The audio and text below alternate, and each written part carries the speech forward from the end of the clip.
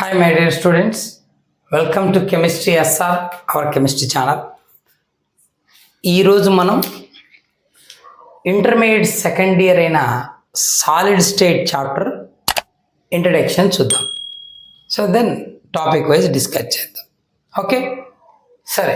Solid state ఏంటి? Solid state, what are the characteristics of solids and then types of solids ఈ వీడియోలో చూడడానికి try చేద్దాం. Okay, then. Generally, we know one thing: matter exists in three physical states.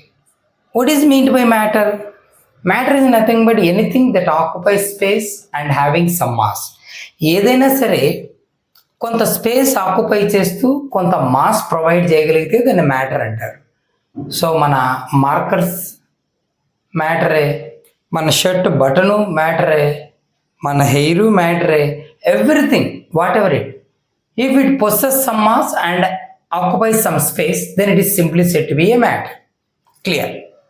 Now matter mainly divided into three types based on its physical state. Okay, then the three states are solid state, liquid state and gaseous state. So solids, liquids and gases are three states of matter. Okay, now come to solids. ఏంటి solids? ఇది సాలిడేగా, ఇది సాలిడేగా. So black board కూడా sorry మన marker board కూడా సాలిడేగా, wall కూడా సాలిడేగా.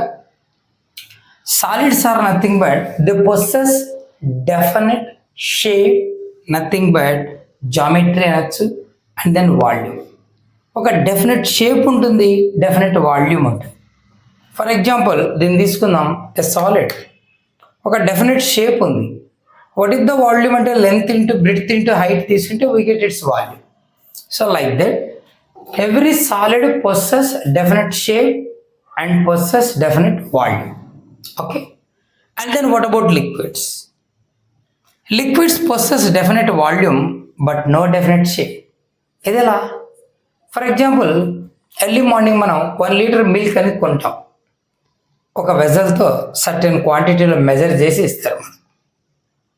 ఇంకో చోటికి వెళ్ళినా 1 లీటర్ అంటే అంతే వస్తాయి, ఇంకో ఏరియాకి వెళ్ళి అడిగినా 1 లీటర్ అంటే అంతే వస్తాయి, ఇంకో కంట్రీకి వెళ్ళి అడిగినా 1 లీటర్ అంటే అంతే వస్తాయి. సో 1 లీటర్ అంటే volume fix. That much volume liquid is simply set to be a litre అని ఫిక్స్ చేస్తారు. సో డెఫినెట్ వాల్యూమ్ అనేది ఉంటుంది. ఓకేనా? But no definite shape.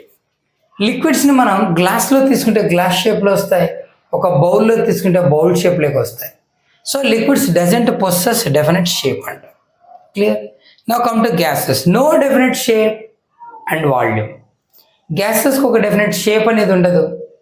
ఓకేనా? డెఫినెట్ వాల్యూమ్ ఉండదు. ఎందుకలా?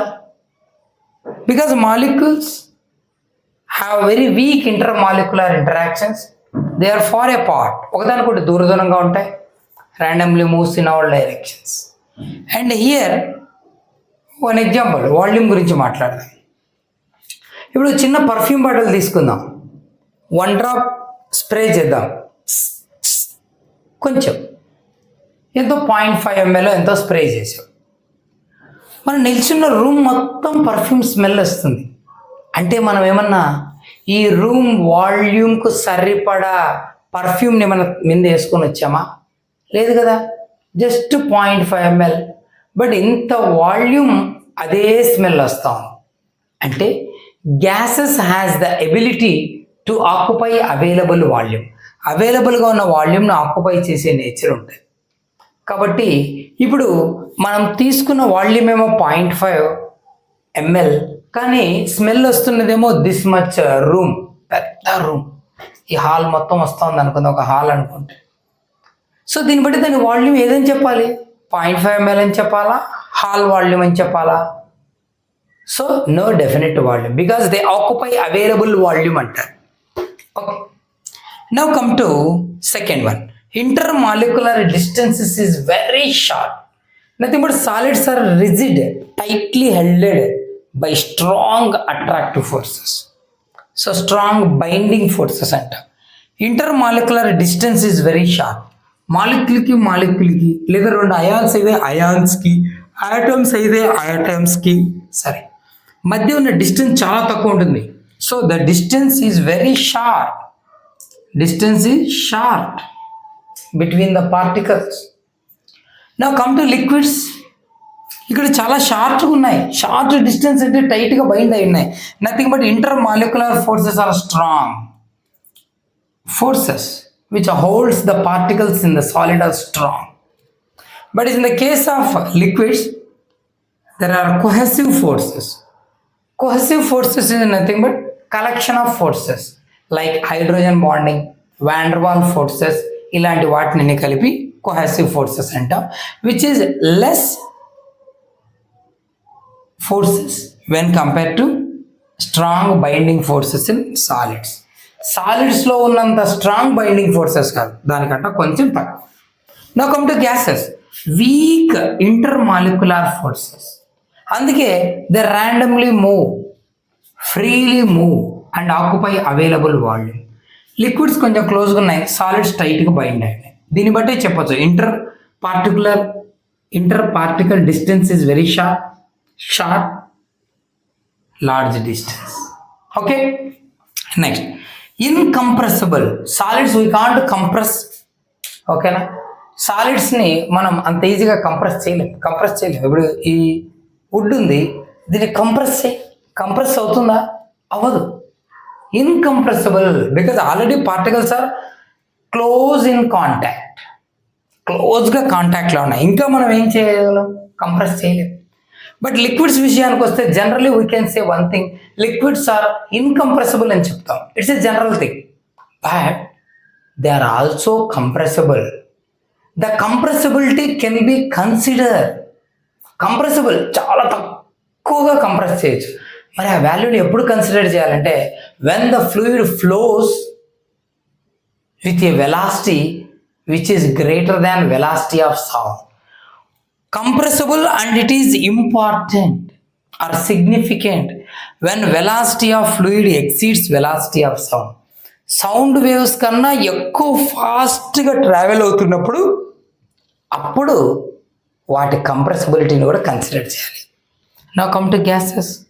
Highly compressible, far apart with one another, so we can compress them highly.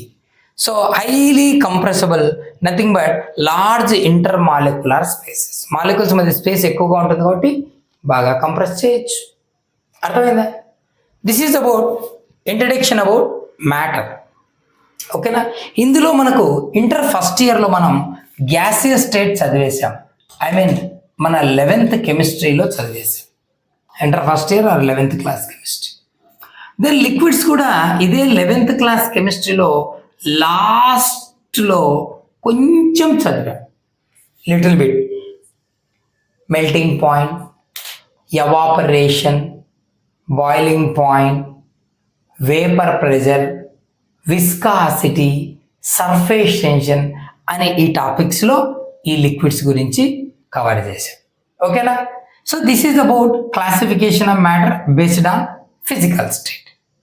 Now మనం ఏం డిస్కస్ చేయాలంటే టైప్స్ ఆఫ్ సాలిడ్స్ గురించి డిస్కస్ చేయాలి. Now this is the chapter which belongs to 12th chemistry.